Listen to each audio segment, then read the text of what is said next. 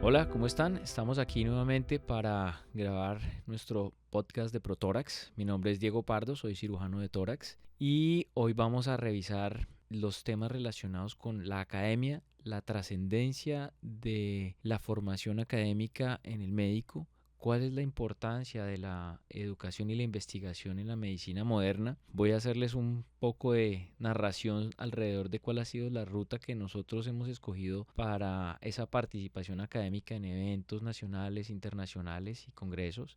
Y finalmente, qué es lo que se ha hecho alrededor del trabajo nuestro para la recolección de datos, colaboración internacional y nacional con organizaciones y asociaciones científicas y el trabajo que se ha hecho con diferentes bases de datos a nivel internacional para mostrar el trabajo que se hace a nivel médico en Colombia y para buscar sacarle jugo a esa información clínica en beneficio de nuestros pacientes. Bienvenidos.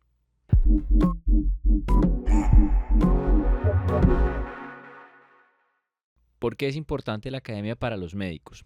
La medicina ha tenido unos cambios estructurales muy importantes durante las últimas décadas. La medicina pasó de ser algo que se ejercía desde el punto de vista práctico y anecdótico y basado en experiencias a ser lo que hoy en día es una medicina basada en la evidencia. Eso se traduce en que la mayoría, si no todas las decisiones que nosotros tomamos y que deberíamos tomar siempre, debe estar soportada y sustentada en evidencia clínica. Uno a lo largo de la carrera aprende a identificar, analizar y, por así decirlo, masticar la evidencia que se produce día a día con el advenimiento de Internet, las bases de datos. Las sociedades científicas se han dedicado a producir y a generar información. Esa información está soportada en estudios clínicos y hay diferentes niveles de seriedad y de complejidad de esa evidencia que nos permite a nosotros tomar decisiones. Entonces, digamos que la razón de ser de la medicina moderna implica que haya que estar permanentemente revisando, actualizándose.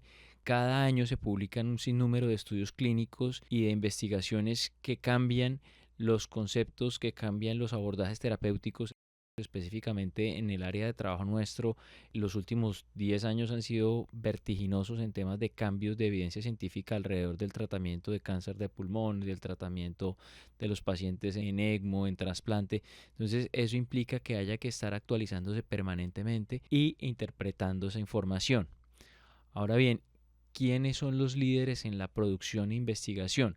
Desafortunadamente, voy a empezar por el otro lado. Los países latinoamericanos y los países en vías de desarrollo no se caracterizan por generar información y por producir grandes estudios clínicos. Tal vez por la dificultad técnica y la escasez de recursos que hay para ese ítem. Por consiguiente, pues los líderes a nivel mundial son las naciones desarrolladas que tienen sistemas de salud mucho más robustos y que tienen presupuestos para que los centros médicos y sus especialistas se dediquen a recolectar datos.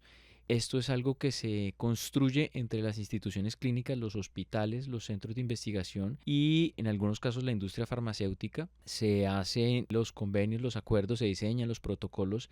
Todo esto está soportado por comités de ética que evalúan cuál intervención se va a hacer o se debe hacer y se puede hacer en los pacientes y se involucra obviamente a la comunidad, a los pacientes en la toma de decisiones y a la aceptación de esos estudios y esos protocolos clínicos.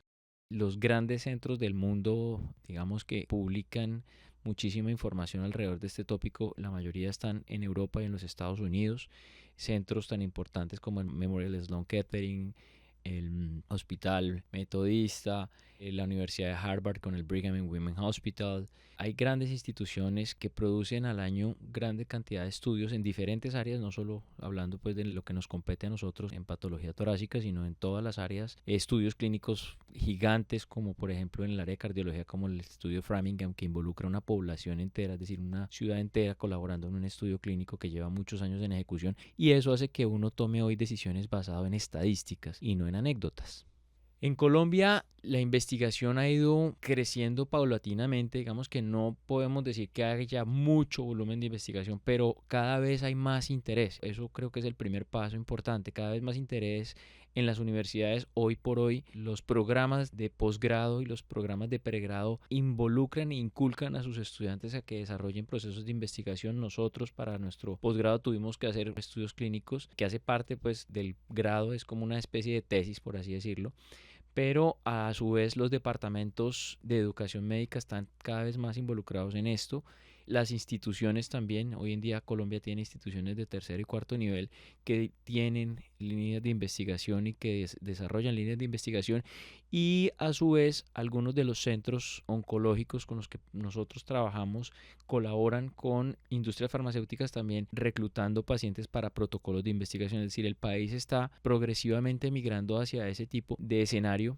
Es bien importante que cada país o cada región genere sus propios datos porque hay cambios poblacionales. Es decir, a veces ocurre que una molécula o una terapia que se diseña en Europa o en Asia no es tan aplicable o no tiene los mismos resultados en poblaciones latinoamericanas, y es por esa razón que es muy importante que continuemos en ese camino de generar investigación y generar datos alrededor de nuestro trabajo.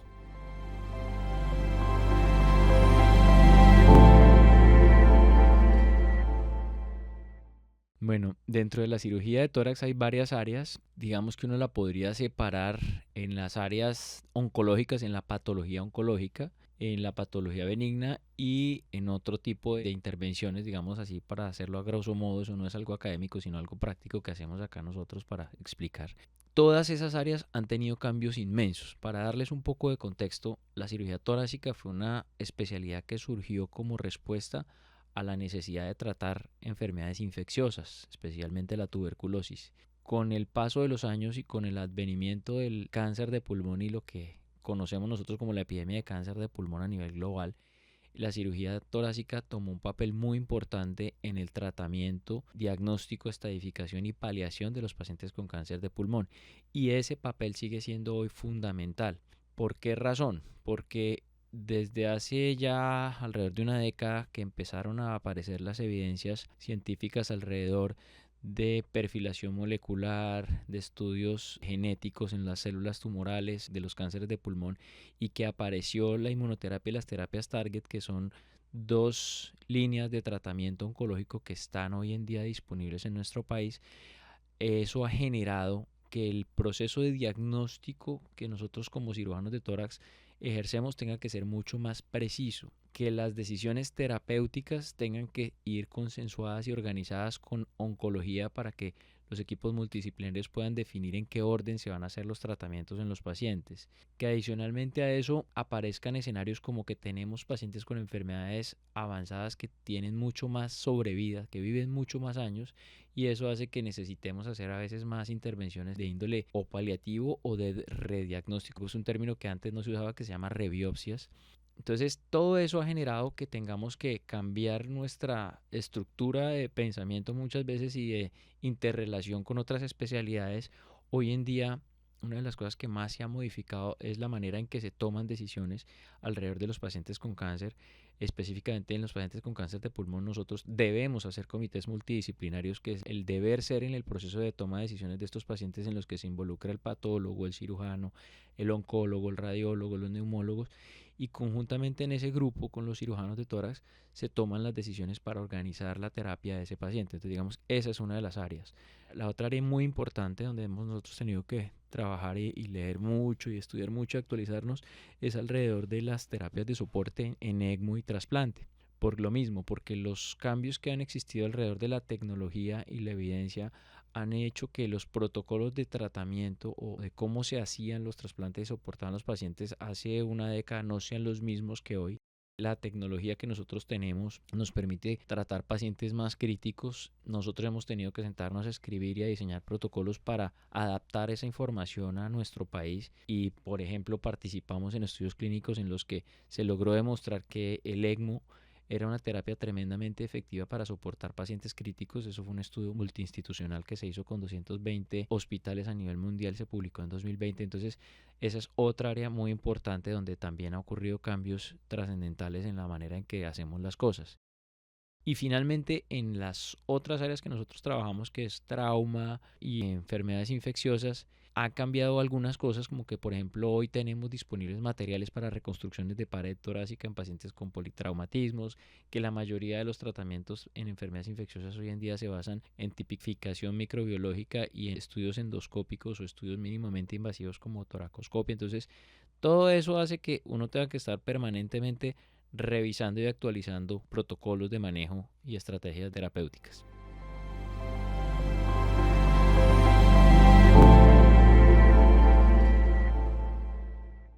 Bueno, ¿cómo se puede participar desde el punto de vista académico en los congresos, en las reuniones? Creo que lo primero es cada asociación científica, y esto digamos que ya hablando a nivel de medicina, de especialidades médicas, cada asociación científica busca agremiar al grupo de médicos al que pertenece. La Asociación de Cardiología, por ejemplo, es una sociedad gigante.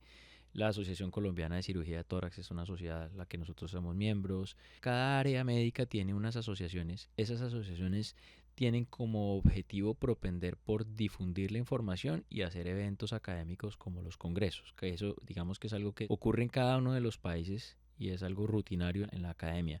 Si uno como médico general quiere involucrarse en eso, pues lo primero que tiene uno que hacer es saber cuál es el área, cuál es el tópico de interés que uno quisiera profundizar, para, mirando en las páginas web o en las publicidades que hace cada asociación científica, saber uno cuál es el sitio, la fecha y el evento que va a estar tratando el tema que uno está interesado. Hoy por hoy la ventaja es que hay congresos presenciales, hay accesos virtuales, entonces es muy fácil realmente poder uno acceder a ese tipo de información, incluso interactuar con las personas y con los especialistas y recibir información, sea del nivel académico que uno sea, tiene acceso, digamos que hoy es muy abierto a eso.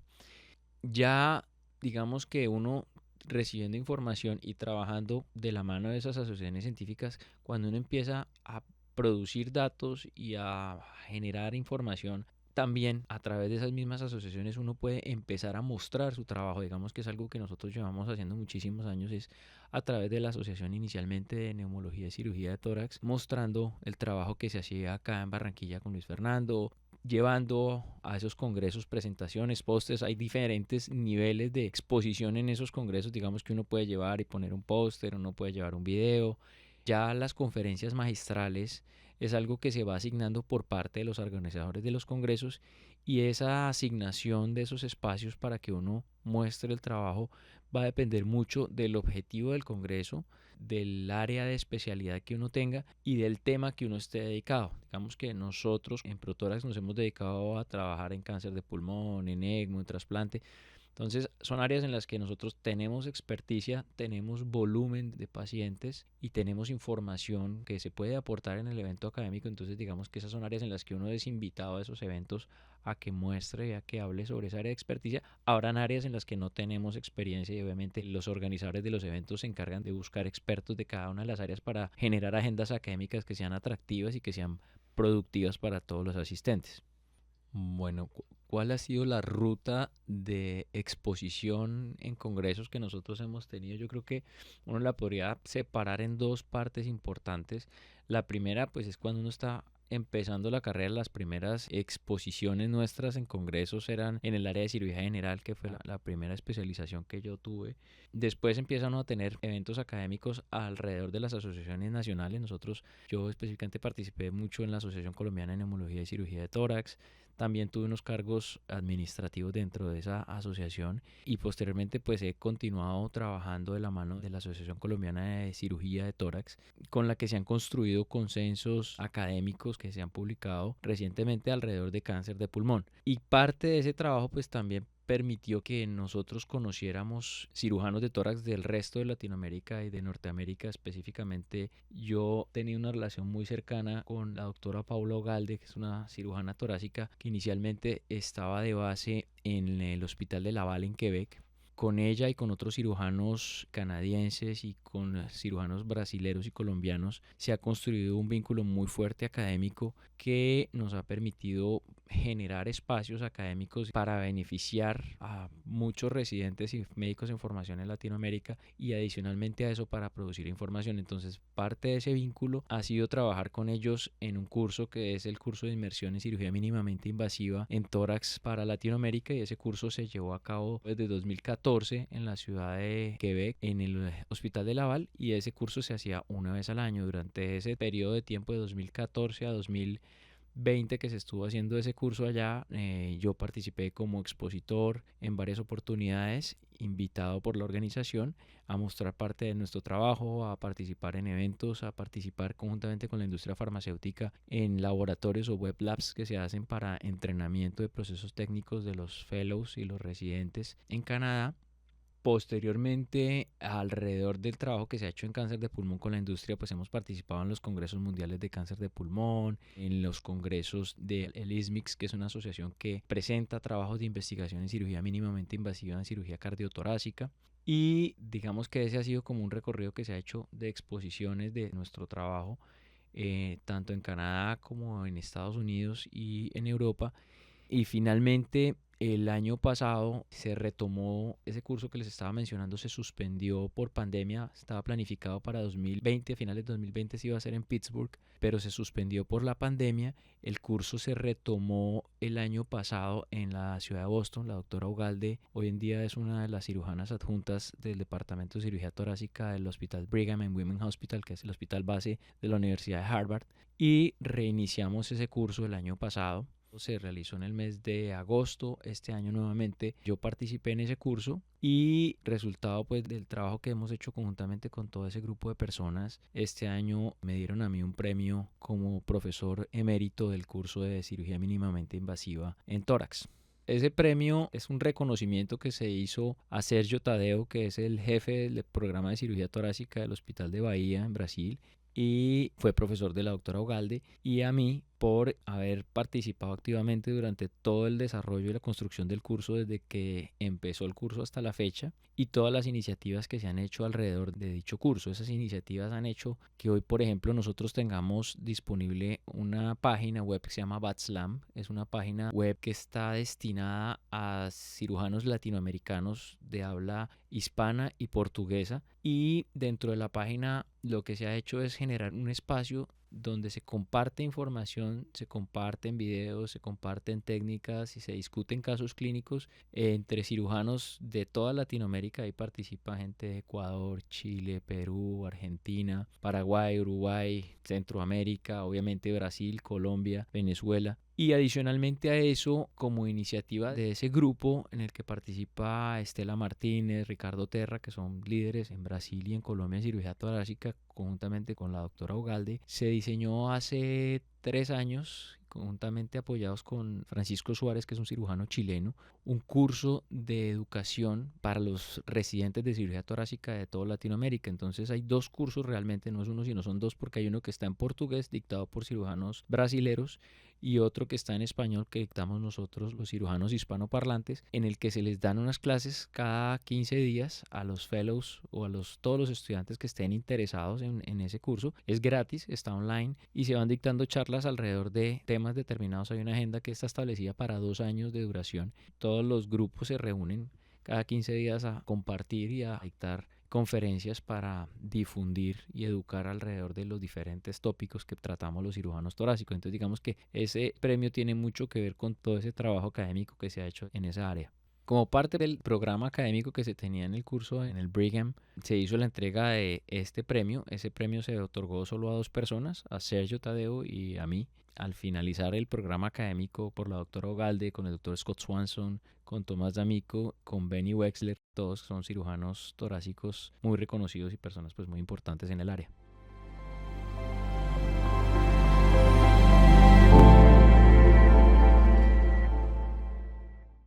Nosotros hemos estado 3 veces en Harvard. La primera vez estuve con Luis Fernando hace ya varios años en un congreso de ISMICS. La segunda vez que estuve en la universidad fue el año pasado y esta es la tercera vez que participo.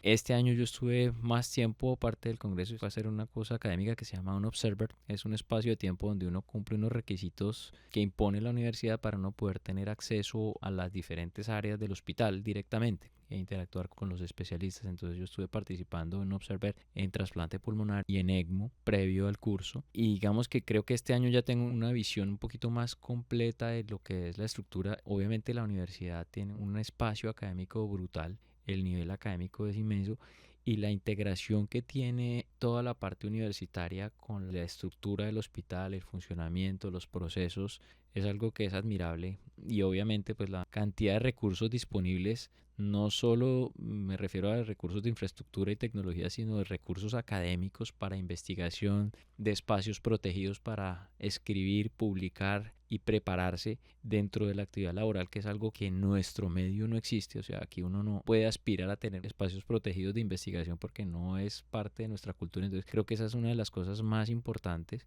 Y adicionalmente a eso, pues obviamente algo que viene muy de la mano de este tipo de instituciones es que traen todo el background y el bagaje de la historia que implica estar en instituciones donde se ha escrito gran parte de la medicina moderna.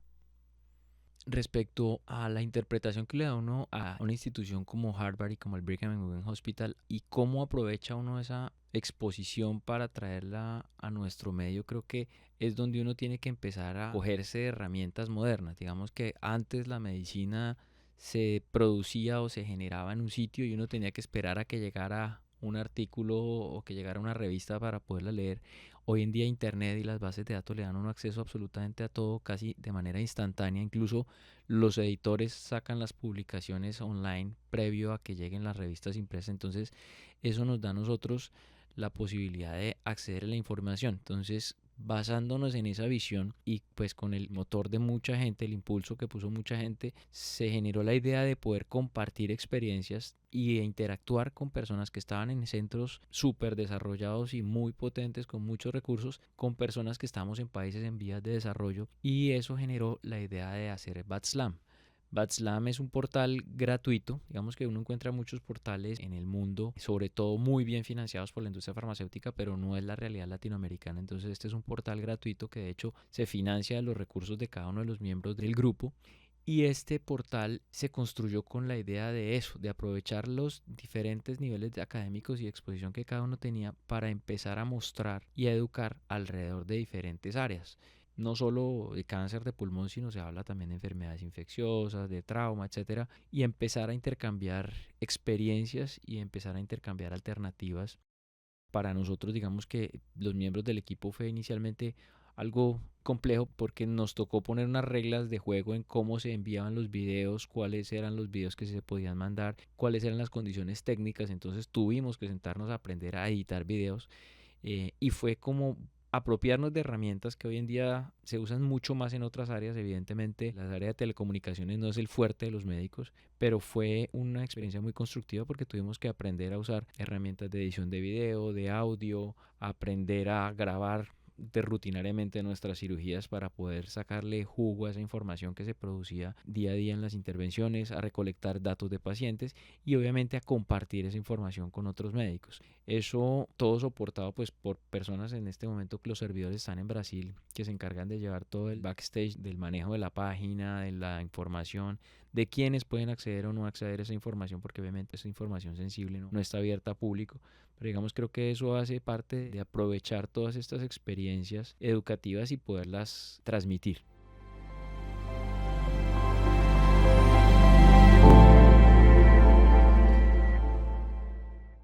El origen de colaboración con la ELSO fue una necesidad de tener unos parámetros de calidad y unos criterios técnicos de manejo de ECMO. Les explico un poco qué es la ELSO. La ELSO es una organización que surgió en los años 90, cuando estaba empezando a crecer el ECMO y la circulación extracorpórea, y el uso de ese tipo de tecnologías para pacientes críticos fuera de los quirófanos. Existía mucha variabilidad en cómo se hacía, qué tecnologías se utilizaban, a quiénes se les iba a aplicar o no, y no existía evidencia clínica fuerte. Entonces, de los centros donde se estaba haciendo toda esta producción académica, se generó una asociación que es la ELSO, que es la asociación de gente que trabaja en circulación extracorpórea, y en general ahí se agremian gran cantidad de los centros mundiales que hacemos ECMO y reportamos a esa asociación los datos clínicos de nuestros pacientes.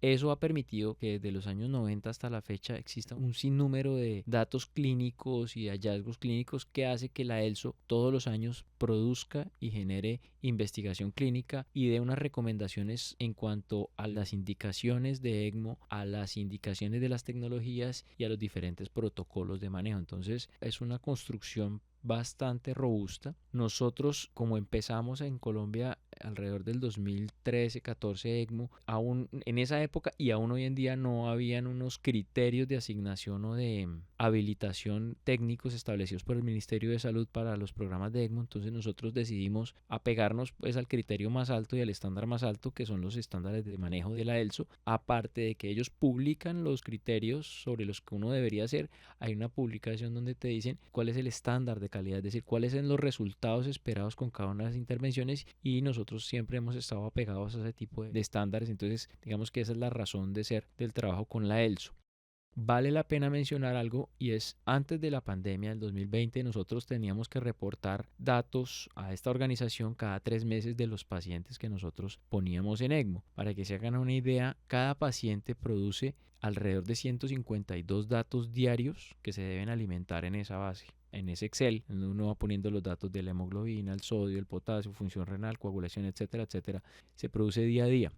Entonces eso se alimentaba cada 3 meses. Para la pandemia, la ELSO nos envió un correo a todos los centros que reportamos a esa base de datos pidiéndonos el favor de empezar a reportar en tiempo real, es decir, día a día empezar a reportar. No todo el mundo respondió a ese correo, nosotros fuimos el único centro en Colombia que respondió a eso, y nosotros aceptamos ese reto porque realmente era un reto en un momento donde había muchísimo trabajo, mucha carga y mucha presión laboral, sentarse uno en un computador a subir los datos de todos los pacientes que habíamos atendido en un día. Y de ahí, digamos, de esa respuesta que se dieron de los hospitales, es que les menciono que se generó ese estudio clínico publicado en septiembre del 2020 en Lancet, que demostró que había una sobrevida significativa mejor en los pacientes con SDRA severo por COVID-19. Entonces así se produjo esa información clínica, y digamos que así es que se produce la información clínica en muchos escenarios.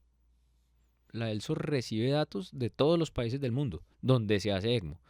No es una obligación esto, digamos, es algo que hace uno a mutuo propio por decisión de los grupos. El grupo se pone de acuerdo y dice, oiga, nosotros sí queremos reportar a la ELSO. Pero en general lo que uno ve es que los centros grandes, es decir, la gente que tiene experiencia, que tiene casuística y que está constantemente teniendo pacientes activos, está reportándole a la ELSO. Y ahí tú ves, la base de datos es gigante, o sea, tienes países de Asia, África, Europa, obviamente, Estados Unidos, Latinoamérica, Australia, y uno va viendo el comportamiento del número de casos, los resultados que van teniendo cuando a veces surgen problemas con algunas tecnologías o empieza a fallar algún equipo o algún insumo de algún fabricante, empieza a tener algún problema, inmediatamente se recibe el reporte de la ELSO y la ELSO le avisa a uno, oiga, pasó este evento adverso o está ocurriendo este evento en tal país, y eso hace que uno tenga precauciones adelantándose a eventos adversos que puede uno tener en el país. Entonces es muy constructiva la colaboración que hay.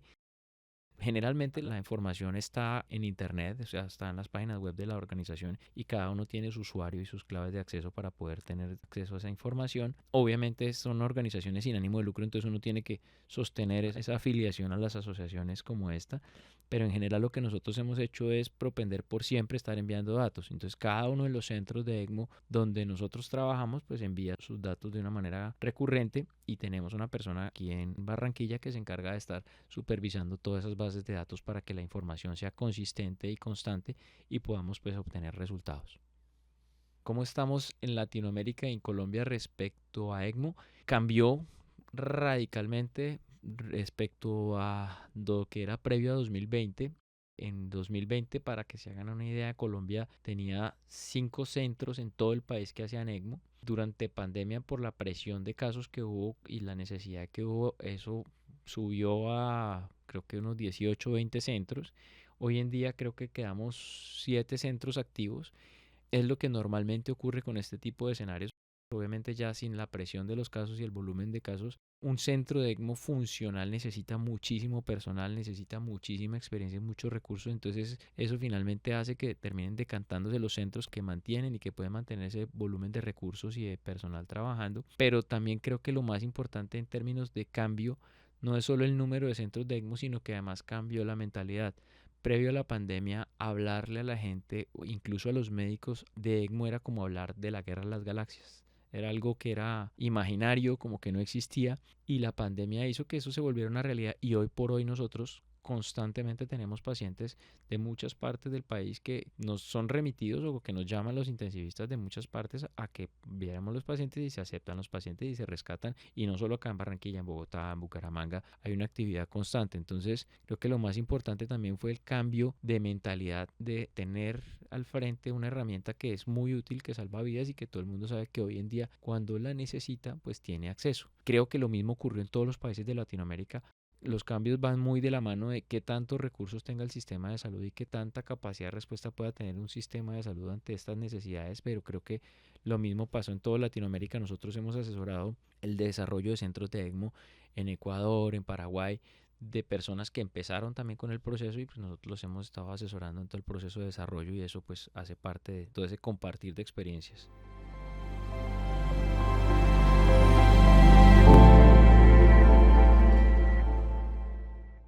Para los médicos y para el personal de salud hay dos cosas importantes que uno puede decir. Primero, la medicina es un trabajo de equipo, no es un trabajo individual, es siempre un compartir.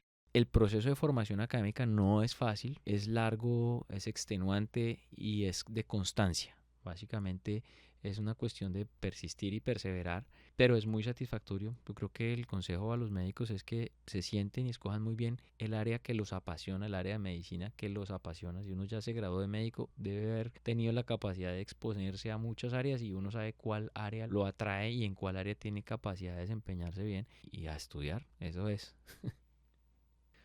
Bueno, espero que este podcast haya sido de su agrado, que sea de utilidad. Esperamos que esta información sea relevante para los médicos que están en proceso de formación. Y en nuestro próximo podcast hablaremos de cirugía robótica. Mi compañero el doctor Luis Fernando Rueda les estará explicando qué implica, por qué es importante y qué es la cirugía robótica. Muchísimas gracias.